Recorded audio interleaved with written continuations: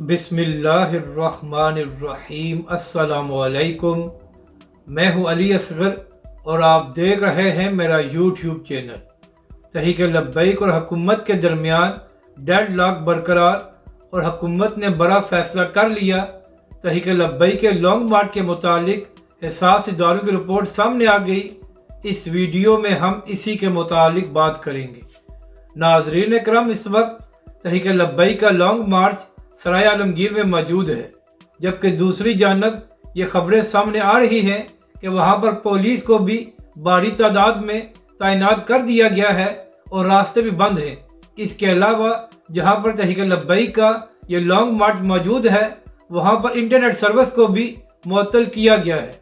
जबकि नाज़रीन करम, अब तक हुकूमत और तहरीक लब्बैक के दरमियान मुज़ाकरात के 4 दौर हो चुके हैं, लेकिन अभी तक तहरीक लब्बैक पाकिस्तान और हुकूमत के दरमियान इस बात पर डेडलॉक बरकरार है।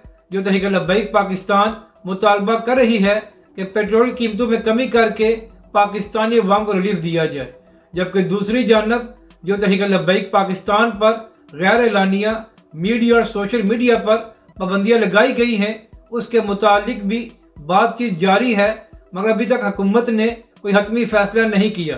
तो नाज़रीन करम, इसी हवाले से सहाफ़ी नादिर बलोच साहब ने अब से थोड़ी देर पहले एक वीलॉग किया है।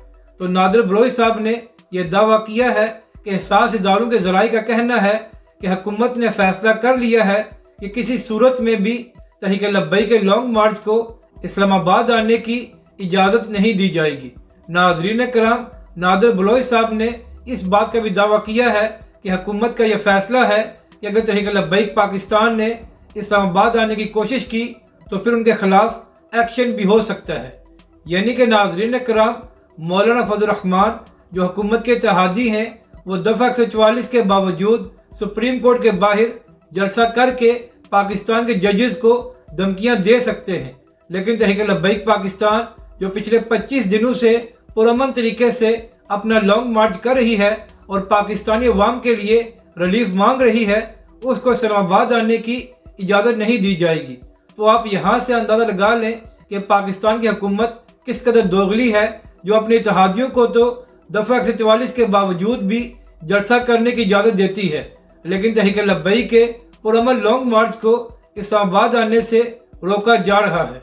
तो नाज़रीन करम, दूसरी जानब अल्लामा साद हुसैन रिजवी और तहरीक लब्बैक पाकिस्तान का अभी तक यही फैसला है कि हमने हर सूरत में इस्लामाबाद आना है।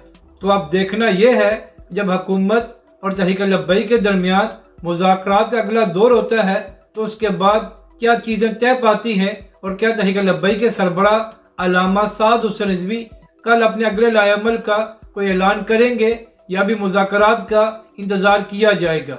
अपनी राय का ज़रूर इज़हार करें कि आपको ये वीडियो कैसी लगी और हमारे इस चैनल को भी सब्सक्राइब करें।